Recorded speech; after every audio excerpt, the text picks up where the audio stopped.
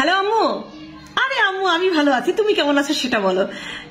আরে না আম্মু, শ্বশুরবাড়ির লোকজন খুবই ভালো, মানে আমাকে এত টেক কেয়ার করে, আমাকে এত ভালোবাসে, মানে কি বলবো, আমি ভাগ্যগুণী এরকম শ্বশুরবাড়ি পেয়েছি। আর তাছাড়া আমার শাশুড়ির সাথে আমার আন্ডারস্ট্যান্ডিং এত ভালো এত ভালো, মানে আমি বলতেই পারবো না যে আমার শাশুড়ি কত ভালো। বেশি দিন হয়নি বিয়ে হয়েছে, মাত্র মনে করো কতদিন হয়েছে বলো, 6 মাস 7 মাস হয়েছে বিয়ে হয়েছে, কিন্তু বিশ্বাস করো আম্মু এমন কোনো দিন নাই আমার শাশুড়ি তোমাকে মনে করে না।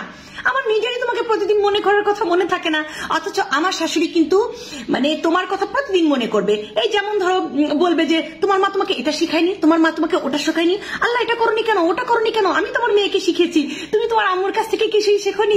কি আর বলবো, আর কোনো ভুল হলে তো বলবেই, আল্লাহ এটা তো শেখানো দরকার ছিল, আর বিয়ের সময় তোমার মা এটা পাঠায়নি কেন, মেয়ের মাকে তো এটা পাঠানো দরকার ছিল।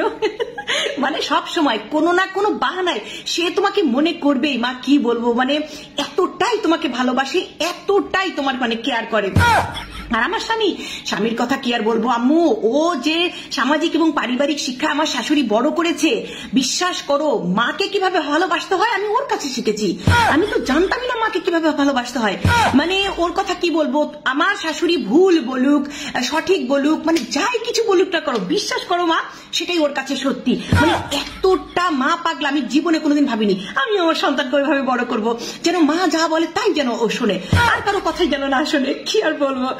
আর শাশুড়ি আরেকটা জিনিস জানো, আমার শাশুড়ি কখনোই আমার ভুল আমার সামনাসামনি বলবে না, কারণ আমি যদি মনে কষ্ট পাই, এই যে সেদিন ধরো যে তরকারিতে একটু লবণ বেশি হয়েছিল আর কি, বিশ্বাস করো আম্মু আমার শাশুড়ি আমাকে একটা কথাও বলেনি, কুটু কথাও বলেনি, মানে সে আমাকে কিছুই বলেনি।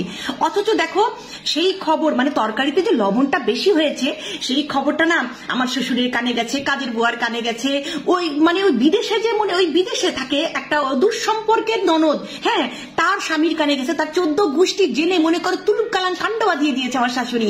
হ্যাঁ যে আমি তরকারিতে লবণ বেশি দিয়েছি, কিন্তু আমাকে এত ভালোবাসে সে আমাকে বলেনি যে বৌমা তুমি এই কাজটা ভুল করলা কেন। মানে তুমি যেমন আমাকে একটা ভুল করলে বলো না, এটা করলি কেন, এটা করলি কেন, এটা ঠিকভাবে করবি, ওটা ঠিকভাবে করলি, মানে আমার শাশুড়ি ওরকম না মা, বিশ্বাস করো।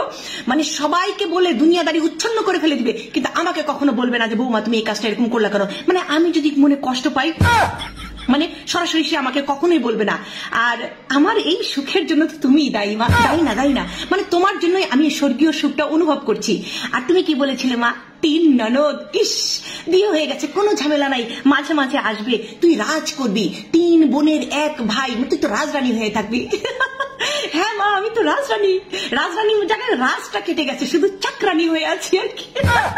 আর কি বলেছিলা তুমি, বলেছিলা যে ননদদের 3 তারিখ বিয়ে হয়ে গেছে, তোর কোনো ঝামেলা নাই। কখনো খোঁজ নিয়ে জেনেছো কোন জায়গায় বিয়ে হয়েছে?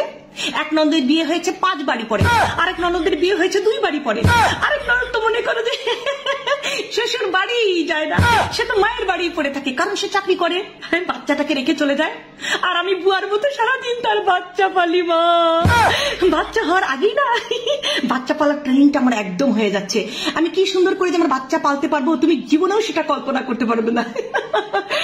কাজের লোক, হ্যাঁ মা কাজের লোক তো আছে, কিন্তু আমার শাশুড়ি কাজের লোক যখন ঝাড়ু হাতে নেয়, এই কোনা ওই কোনা এই কোনা সেই কোনা এমন করে পরিষ্কার করাবে, মনে করো যে 2 দিন পরে কাজের লোক পালিয়ে যায়। ঠিক আছে, সেই জন্য সব কাজ আমাকেই করতে হয়। আর ঘোরাফেরা, আমার স্বামী ওরে বাপরে বাপ কি আর বলবো, বিয়ের আগে তুমি বলেছো এখানে যাওয়া যাবে না ওখানে যাওয়া যাবে না, যত ঘোরাফেরা স্বামীর সাথে করবি কোনো সমস্যা নাই। আর বিয়ের পর আমার শাশুড়ি এতই কেয়ার করে আমাকে, সে আমাকে কি বলে জানো, মায়ের বাড়ি থাকতে যত ঘোরাঘুরি করে ফেলেছো, এখন আর তোমাকে ঘুরতে হবে না, ঠিক আছে এখন বাড়িতে কাজ করো। কি বললাম? আমার স্বামী কি বলবে, তার মতো তো ভালো মানুষ না, সে মাকে এত শ্রদ্ধা করে, শ্রদ্ধাশীল মায়ের শ্রদ্ধাশীল সন্তান, সে আমাকে কেন বলবে? সে আমাকেও কিছু বলে না, তার মাকেও কিছু বলে না, কিন্তু 3 ননদ আছে না, বোনের কাছে মনে করো প্রাইভেট, আমাদের যত প্রাইভেট কথাবার্তা থেকে শুরু করে জীবনের লাইফের যত প্ল্যান সব বোনদেরকে বলে দেয়। নিজের জীবনে তো প্রাইভেসি নামটা বলে কোনো মানে জিনিসই নাই। এতই ভালো কি আর বলবো মা, খুব ভালো আছি, খুব সুখে আছি। এইরকম পরিবার বুঝছো, এইরকম পরিবার তুমি খুঁজে পাবে না। আর আমার শাশুড়ি আরে বাপরে বাপ, 1 গ্লাস পানি সে ঢেলে খেতে পারে না, আমরা সবাই তাকে এত ভালো যে বাসি, তার কোমরে ব্যথা, কিন্তু ননদের 3 বাচ্চা কাচ্চা যখন এক জায়গায় হয়, মানে সবার বাচ্চাকে তিনি কোমরে নিয়ে সারা মনে করে যে পাড়া ঘুরবে আর আমার সুনাম করবে। এতই ভালো তোমাকে আমি কি বলবো, আমি খুব ভালো আছি মা, খুব ভালো আছি। রাহুলের কথা খুব মনে পড়তেছে মা। রাহুলকে ভালোবেসেছিলাম। তুমি কি বলেছিলে? চাকরি নাই বাকরি নাই, ওই ছেলেকে বিয়ে করলে আমি সুখী হব না। পরিবারের দোহাই দিয়ে এত সুন্দর বড় ঘরে বিয়ে দিয়েছো মা। তার চেয়ে রাহুলকে বিয়ে করলে ভালো হতো, কেউ ছিল না, দুজন ঘুরে ঘুরে বেরো। তোমার এগুলো বলা যাবে না, এগুলো বলা যাবে না, অন্য পুরুষের কথা বলা যাবে না। তো যাই হোক মা, খুব ভালো আছি, খুব ভালো আছি। কি আমি কখন দুর্নাম করলাম আম্মু? এটা খবরদার, তুমি কাউকে কিছু বলবে না। আমার পরিবার হচ্ছে আদর্শ পরিবার, আমরা যৌথভাবে সবাই অনেক ভালো আছি, অনেক শিক্ষায় বড় হচ্ছি। আমি আমার শাশুড়ির কাছ থেকে অনেক কিছু শিখেছি এবং ভবিষ্যতে আমিও যখন শাশুড়ি হবো অ্যাপ্লাই করবো। রাখি, তুমি নিজের ছেলের বইয়ের চিন্তা করো।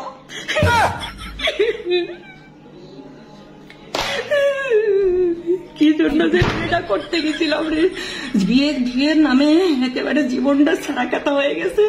না কোনো ভ্যালেন্টাইন ডে, না কোনো বার্থডে, না কোনো ম্যারেজ ডে, জীবনটা একেবারে পুরা ডে, ছ্যাক খাওয়া ডে, ভাত পুড়ে যাওয়া ডে, গন্ধ ওটা ডে হয়ে গেছে। আল্লাহ, একটু খাইয়ে নেই, জীবনে এত প্রবলেম ফেস করতে হবে, না খেলে তো এনার্জি পাবো না। এনার্জি তোমরা কে কেমন আছো একটু কমেন্টে জানাও তো।